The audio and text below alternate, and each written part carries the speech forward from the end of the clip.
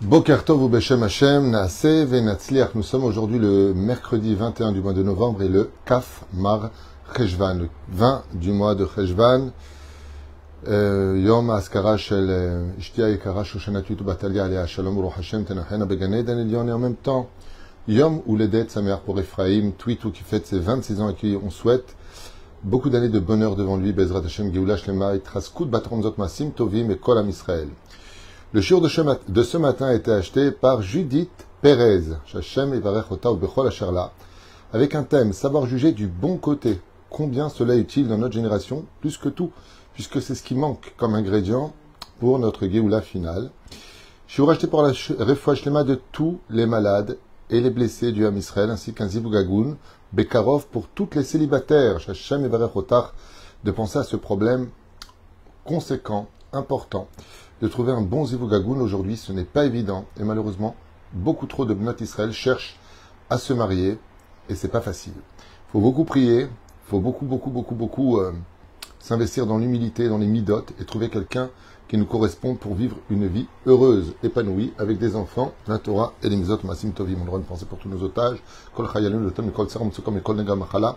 Et on commence tout de suite ce shiur avec cette grande question, comment on peut juger les kafsrout. Et cette question est très légitime, car il est, au moins pour deux raisons, on va dire comme ça, deux raisons, difficile de juger du bon côté une personne, favorablement une personne. La première, c'est que quand une personne est pathétique, qu'elle nous fait du mal, qu'elle a un mauvais cœur, qu'elle est toujours en train de critiquer, toujours en train d'agresser, toujours en train de... Ben, les kafsrout, non, parce qu'il faut des raisons pour juger les kafsrout. Et c'est la question qu'elle pose, comment savoir juger les kafsrout. Alors cette situation, elle est difficile, parce que quand tu vois une personne où 2 et 2 égale 4, ben, ça veut dire que c'est une mauvaise personne. Et on ne peut pas inventer une situation, se dire ceci ou cela. Et combien même on pourrait le faire? On pourrait le faire une fois, mais pas 2 ou 3, 4 fois. Ce qui fait que de savoir juger les kafsrout demande un travail non pas chez l'autre, mais chez soi-même. C'est notre réception de la situation et du jugement chez nous qui sera ou pas favorable ou critique vis-à-vis de ce qu'est notre prochain. Et donc ce travail, pour pouvoir arriver à juger les kafsrout, vient de mon travail personnel. Prenons un exemple. Une maman voit un enfant qu'elle ne connaît pas faire une grosse bêtise. Elle lui hurle dessus. Qu'est-ce que c'est que cet enfant? C'est quoi cette éducation? La même maman voit son fils faire la même bêtise. Elle l'appelle plus doucement. Arrête, viens ici. Mais ça va pas, non. Rentre à la maison. Pourquoi? Pourquoi ici, plus de psychologie avec l'enfant, plus de protection, et l'autre, non? Eh bien, parce que c'est vrai qu'elle le connaît. Mais elle l'aime. Et cet enfant la représente. Donc, quand elle va l'appeler, comme on dit, mais qui c'est qui t'a éduqué? Et là, c'est son propre fils qui fait une bêtise. Donc, il est obligé, quelque part, d'intervenir avec plus de clémence. Même si dedans, on va lui crier dessus ou le disputer, mais elle va quand même l'aimer. Bon, tu viens avec moi tout à l'heure, on va faire des courses? Bon, n'oublie pas ce soir ceci et cela. Pourquoi? Pour une raison simple. C'est un membre de sa famille et elle l'aime. Pour juger favorablement une personne, il faut considérer l'autre comme un membre de ma famille et apprendre à aimer l'autre. C'est pour ça que la Torah nous dit Ve'afta le'reacha kamocha. Si on réalisait ce verset tel que la Torah nous l'enseigne dans sa simplicité, on se jugerait tous du bon côté. Parce que un frère, on peut se disputer avec, mais on ne peut pas divorcer de lui. Ça restera toujours un frère. De la même façon, pour pouvoir juger une personne favorablement, cela va dépendre de l'amour que je porte à l'autre. Et pour pouvoir porter cet amour à l'autre, je vais être obligé de porter un amour d'abord d'estime pour moi. Se construire psychologiquement au point de dévoiler son potentiel, de pouvoir l'exercer, d'apprendre à me connaître dans mes vraies valeurs, là où je suis bon, là où je le suis moins, te permettra de ne pas être déstabilisé par la bêtise des autres. On est beaucoup trop attentif au jugement des uns et des autres. Ce que moi je vais ressentir, c'est le reflet de l'autre. Tu ne m'aimes pas, alors je ne t'aime pas. Tu me critiques, alors je te critique. Et donc, le sentiment n'est plus à sa place. On est dans une espèce de zilzoul, dans une espèce de critique, de dénigrer l'autre, tout simplement parce que il a réussi à nous déstabiliser. Il a appuyé sur des points forts. Il a appuyé sur des problèmes de cicatrices, de chocs émotionnels, de problèmes non réglés, ou alors oubliés, mais archivés, qui vont éveiller chez nous notre interdiction à la réussite, à la joie, à l'espoir, ou alors à la positivité. Ce qui fait que l'autre, étant donné qu'on manque de confiance en soi, qu'on ne sait pas vraiment qui on est, qu'on a l'impression qu'on n'a pas le droit d'exister, pas le droit de vivre, pas le droit d'être heureux, pas le droit d'aimer, pas le droit d'être aimé, parce qu'on vit soi-même des blessures, on ne pourra jamais dans ce cas-là juger du bon côté l'autre. On ne pourra jamais arriver à relever l'autre, parce qu'il appuie sur des points qu'on pense profondément au fond de nous-mêmes. Et c'est là qu'est tout le problème. Tu veux juger les kafsrout, tu veux juger les autres du bon côté, construis-toi toi d'abord. Construis-toi toi d'abord en te jugeant toi-même du bon côté. Qu'est-ce qui ne va pas chez toi? Qu'est-ce qui va chez toi? Qu'est-ce que tu dois améliorer de ce qui ne va pas chez toi? Comment augmenter ton niveau de ce qui va chez toi? Un des sujets les plus frappants dans cette génération, c'est le mal de vivre. Et l'une des raisons du mal de vivre est reliée essentiellement au fait que les personnes n'ont pas su exploiter leur potentiel. Ils savent au fond d'eux qu'ils valent quelque chose. Ils savent au fond d'eux qu'ils peuvent aimer mieux que tout le monde, relever les autres mieux que tout le monde. Seulement, ils n'ont rien exploité. Et cette différence, cette distance entre ce que je pouvais être et ce que je suis, crée un mal de vivre. Et ça, c'est une situation qui est très difficile. C'est pour ça que quand on veut juger les autres du bon côté, il faut savoir d'abord qui toi tu es, pour te placer à la bonne distance d'un jugement favorable. Si ce n'est pas le cas, il est évident que trop proche, malheureusement, tu n'auras pas une distinction parfaite de l'image. Trop loin, tu le verras assez trouble parce qu'il n'est pas assez proche. La bonne distance, c'est comment toi tu te places face à un jugement. Où toi tu te trouves face à un jugement porté à autrui. C'est la première réponse que je voudrais partager avec vous. La deuxième, elle est beaucoup plus ésotérique. Si tout vient d'Hachem, s'il y a des mondes parallèles, si l'homme n'est que souvent utilisé par le créateur du monde, mais Galgal Choval et Dechayav, comme le dit le Talmud, quand Dieu veut faire payer par exemple à Réhouven quelque chose, il faut bien qu'il y ait Shimon pour lui faire subir la chose. Donc cette personne-là, Shimon, va être utilisé par Dieu parce que ce personnage, elle est colérique, elle est pathétique, elle est. Donc comme il a ça un peu dans son sang d'être celui qui va agresser, alors Dieu va l'utiliser, puisque tu lèves la main pour dire je veux bien être le volontaire de la bêtise humaine, Dieu va t'utiliser.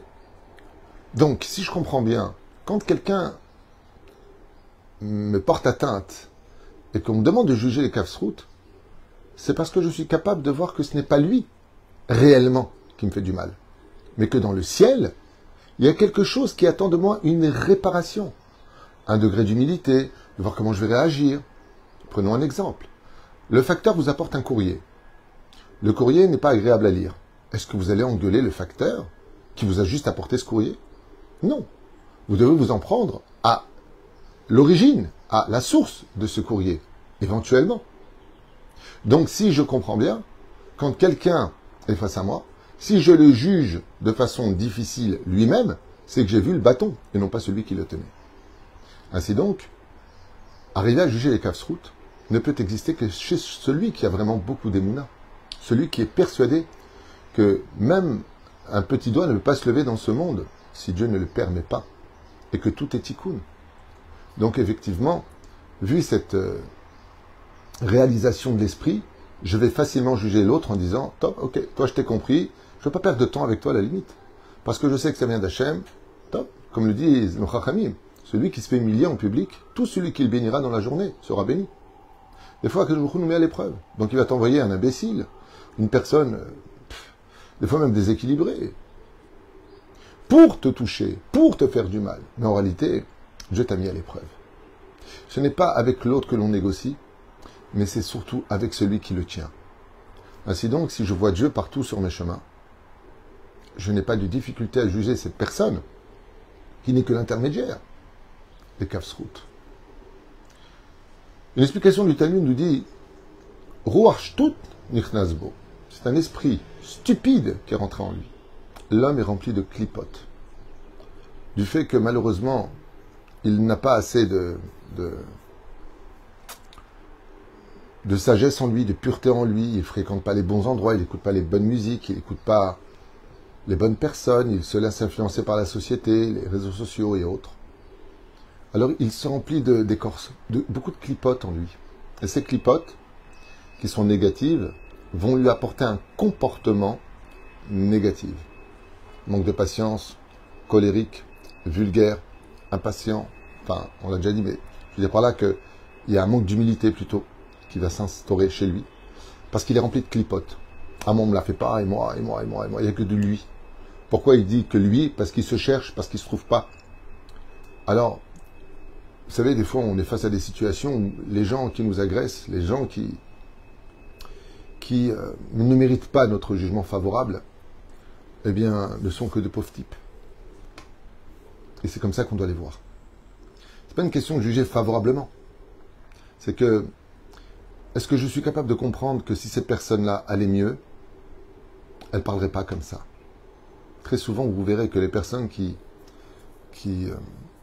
sont très agressives, très provocatrices, sont des personnes qui sont très malheureuses. Ce sont des personnes qui sont perdues, qui n'arrivent pas à se retrouver eux-mêmes. Alors, on doit avoir de la pitié ou on doit avoir de la haine? On devrait plutôt survoler le problème et rester transparent à la bêtise humaine. La dernière explication que j'aimerais partager avec vous, c'est Masechet Avot. Nous avons dans Masechet Avot Vetadun et Traverecha, Vetadun et Kol Adam et Kafsrut. Et tu jugeras tout ton prochain du bon côté, favorablement. Il y a un mot-clé ici qui va répondre à toutes les questions. Et Kol Adam. On aurait dû dire tu jugeras l'homme favorablement. Il y a une marloquette entre Chachamim et Rabbi Nachman. Les Chachamim nous disent oui, tu dois juger tout le monde du bon côté, sauf celui qui ne mérite plus. C'est-à-dire qu'il est connu pour être quelqu'un de négatif. Il est rachat. Donc lui, on ne va pas juger le Kafsrout parce qu'on sait que tout ce qu'il fait, on a l'habitude, c'est connu, c'est Yadoua, on ne va pas juger le Kafsrout. Il est récidiviste à répétition, on ne va pas tomber dans le piège. Surtout que, s'il y a une chose au monde qui nous fait souvent perdre la face, où on se fait abuser, arnaquer, c'est parce que justement, on ne voit pas le mal chez les autres. C'est pour cela que la Torah nous dit Chabdeu, Chajdeu. Respecte tout le monde, mais n'aie confiance en personne. Même et surtout quand il y a de l'argent. Respecte tout le monde, respecte. Tu dois respecter tout le monde. Bonjour, au revoir, kol tov fait. Mais n'aie jamais confiance en quelqu'un. Et les gens confondent entre le fait de voir tout le monde gentil, bisounours, et puis ils se disent, mais attends, mais je comprends pas, mais entre nous, comme ça, on s'est fait, il m'a pris de l'argent, il m'a fait ceci, il m'a fait cela, quelle honte, mais je comprends pas, c'est un rachat, et hop, on tombe dans le piège. Mais pourquoi t'as pas fait un contrat? Pourquoi t'as pas pris des garanties? Pourquoi? Ben, je sais pas, moi j'ai confiance. Personne te demande d'avoir confiance, au contraire, n'aie confiance en personne. Prends toujours toutes les garanties. Surtout quand il y a de l'argent au milieu, il n'y a plus d'amitié. Achen Bezrat Hashem, tu veux être intelligent. Honore tout le monde, respecte tout le monde, relève tout le monde, mais n'aie confiance en personne. Oh, ça va. Ce mot-là, il fait beaucoup regretter les choses après. J'ai prêté récemment une somme d'argent à une personne. Je vous partage quelque chose qui s'est passé la semaine dernière. Petite somme d'argent pas dramatique, personne qui avait besoin, Mina Shamaim, j'avais juste cette somme-là, et je lui ai prêté, pour faire la mitzvah de prêter. Alors bien sûr, on fait le contrat, en ce jour, je te prête cette somme, et tu dois me rendre cette somme tel jour. Très bien, jusque-là tout va bien. Et puis voilà que Mina Shamaim, au lieu de prendre un laps de temps, comme on l'avait convenu sur le contrat de remboursement, il a un miracle. Il reçoit une somme d'argent, et donc il veut me rendre la somme qu'il a empruntée chez moi. Il arrive le soir à la maison, et il me tend l'enveloppe. Et je lui dis, ah non, pas du tout. Tu rentres, s'il te plaît, il faut que je compte devant toi. Il me dit, mais Rav Twitou, j'ai confiance en vous. Je lui dis, non, moi j'ai pas confiance, ni en moi, ni en toi. Je dois, al-pi alacha, compter devant toi, billet après billet, sous tes yeux. Il était un peu gêné, il s'assoit à table, je sors l'argent de l'enveloppe, et je compte. Et je compte. Il y avait une erreur, j'ai compté 3 fois devant lui. Il y avait une erreur de 1000 shekels en ma faveur. Au lieu de me rembourser, je dis n'importe quoi, 2000 shekels, il y avait 3000. Et je lui dis, regarde, imagine, j'aurais pris cette enveloppe, et je l'aurais mis dans ma poche, et puis je le laisse partir. Après, je ne sais plus, moi, ce que je t'ai prêté, pas prêté, peu importe. Tu as 1000 shekels de plus qui t'appartiennent. Pourquoi tu me les as mis dedans? Il me dit, oh, mais comment j'ai fait une telle erreur?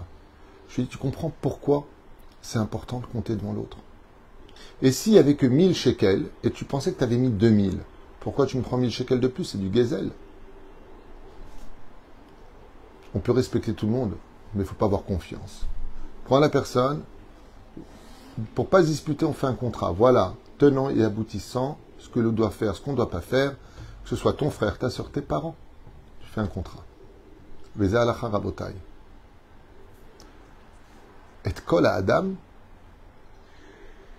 pour pouvoir juger favorablement une personne, eh bien, il faut connaître toute sa vie. Et kol, tout l'homme. Parce que le comportement d'une personne dépend de son éducation, de son évolution, de ses plaisirs et chocs émotionnels, des tenants et aboutissants de sa vie, de ses échecs mal perçus. Ça va faire de lui et former de lui un caractère qui va être lui. Juger une personne et capsroute qui ne sait pas aimer. Il faut se renseigner ce qu'il a reçu de l'amour quand il était jeune. Ça ne veut pas dire que ça justifie, mais ça te permettra de comprendre pourquoi cette personne n'arrive pas à te prendre dans les bras. Pourquoi elle n'arrive pas à te dire je t'aime alors qu'il t'aime et qu'il a envie de te prendre dans les bras. Mais il a eu un père qui l'a souvent planté. Prépare ta valise, je viens te prendre, et puis il n'est pas venu. Papa, je t'aime, j'ai pas le temps de t'écouter. Tellement de choses